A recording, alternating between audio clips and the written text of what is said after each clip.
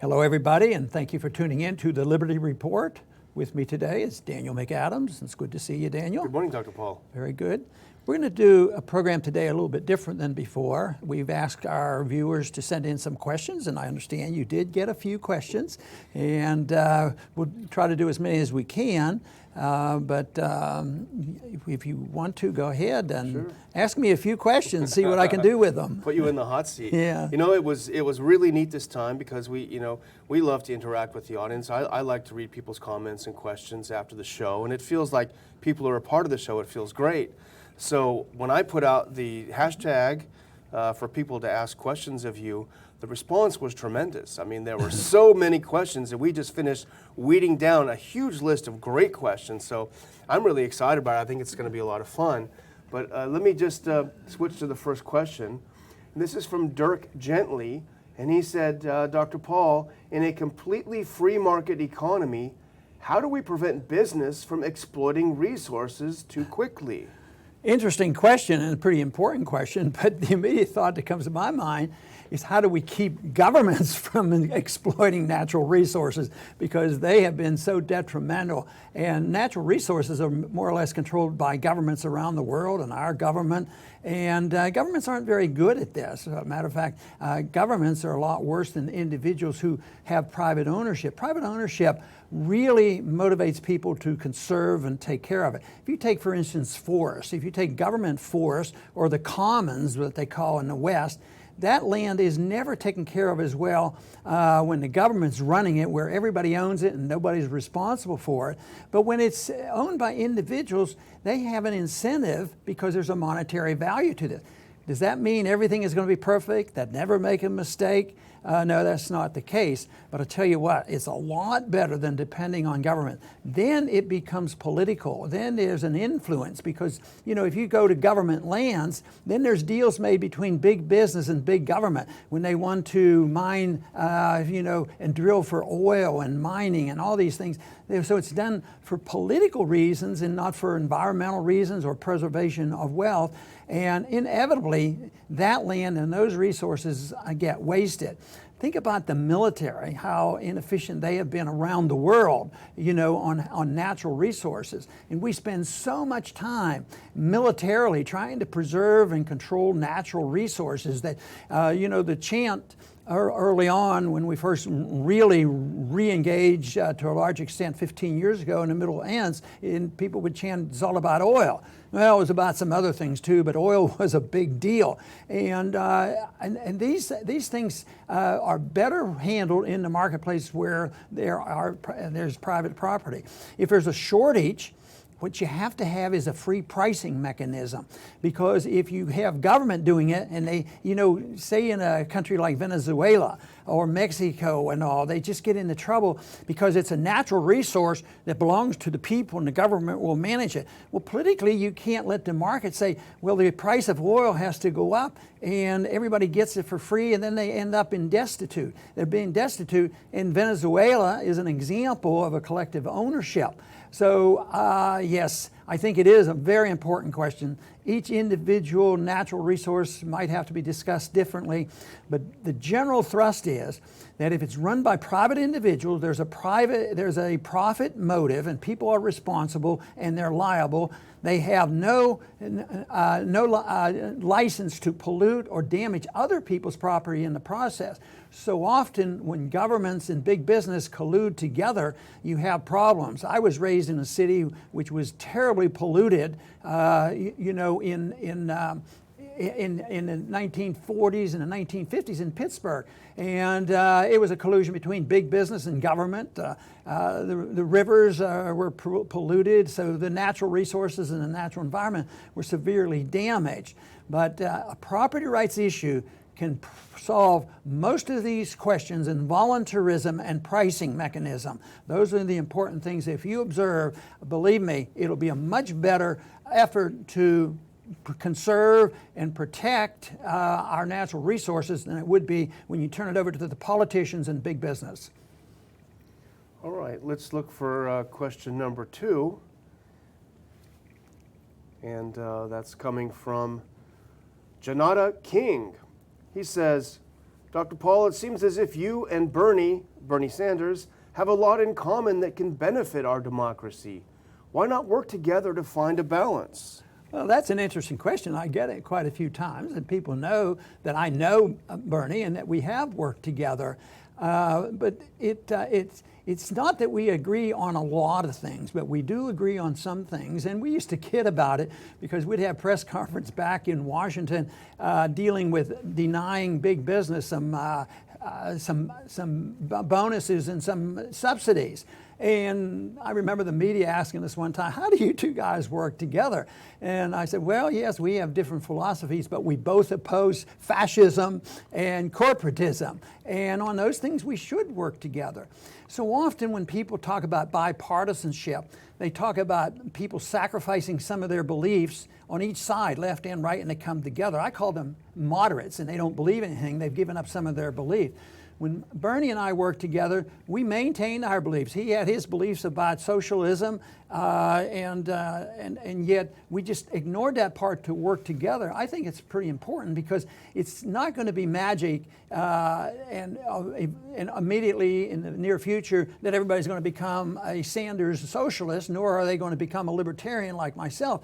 So get together and build coalitions. I did that also with other members of the Congress. Dennis Kucinich was a good progressive that I worked together. But not only on some of the anti-corporate interests, anti-war issues, we can work with them, and on civil liberties, we can work together. So we do have agreements. Bernie and I have agreements, but they're, on a scheme of things, there's not very much because a true libertarian is skeptical of pure democracy because we fear the dictatorship of the majority where they can vote and take away the rights of the minority, and you can get a majority vote by a coalition of special interests. And I think that's so much what happens today. And socialism implies government ownership and control, where the free market emphasizes free markets and voluntarism. So we don't want to go to the point, but for working with people, I still think it's important to say that this is where you stand, I respect you, this is where I stand, but this is where we agree, and we both each, on a playing field to go out and try to influence people intellectually, because I do believe the ideas are what really counts and not, just the political structure in Washington, because what he is saying is reflecting an intellectual viewpoint, just as I reflect an intellectual viewpoint, and that, of course, lends itself more to a coalition and compromising, some of the political action. At the same time, if you're in political power making and you don't have firm convictions, that's when you fight and fume over the political power and the partisanship, and that is very negative. But I think it's an interesting question, and I think we need more people working together, recognizing our belief and being respectful to each other. All right, now let's shoot for number 3, 3 out of 4. This is from Adam Emro, and he says, is there anything that can be done in Washington to reverse the direction we've been heading in? If so, then what? Well, I don't want to dampen anybody's enthusiasm, but Washington is a mess. Did anybody ever notice? Washington doesn't reflect the people, and everybody's starting to notice. So once again, we have factions. We have factions that say we need more government, and others say that we need more management of trade and all these kind of things. So no, Washington is broken. People say it all the time, and they truly are. But it's broken because the philosophy that we have followed, the intervention by Keynesian philosophy in the economy. We need regulations, intervention, we need a Federal Reserve, we need an income tax, we need to deal with this. Hopefully no one group will get ahead of the other, and lo and behold, we have the elite 1% end up with controlling so much. But intervention is something that is fully endorsed in Washington. I've had congressmen tell me people are too stupid to take care of themselves. We don't have any confidence in people to it, so we have to take care of them. Well, do they say that is the case on religion and your intellectual pursuits? But when it comes to, say, personal things, you know, like what we put in our bodies and what we smoke. Yeah, they're stupid, but we have to take care of it.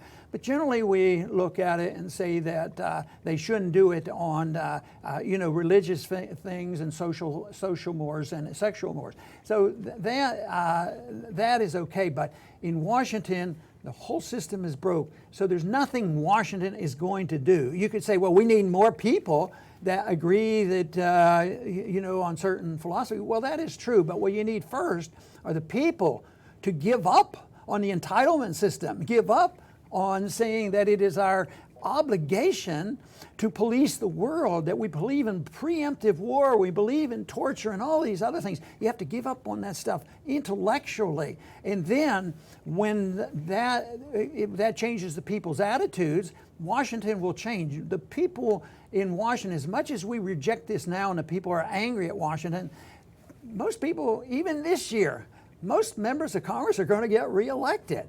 And believe it or not, Republican or Democrat getting elected this go around, there may be some differences, and we could argue that. But basically, the size of government will grow. The power of the executive branch, which is a real negative for me, that is going to continue to grow. We're not going to give up on policing the world, and we're not going to give up on regulating people's personal lives, and especially we're not going to give up on allowing people to spend the fruits of their labor even if they waste them. We don't have that much confidence, and of course in a free society that would be different. If you want Washington to change, you have to change the people's attitudes and get them more respectful of what a free society is all about and why individual liberty is the issue, where individuals cannot commit aggression against anybody else, and accepting the notion that the non-aggression principle applied to the government. That's when Washington will change. So it's an intellectual, ideological fight that we have to pursue. All right, now let's look at our final one for today that we've got time for, our final tweet, and this is from Isaac Vukting. I believe I pronounced that name right, a young fellow from Wisconsin. Dr. Paul, what would you favor more, a gold standard or competing currencies? Yes.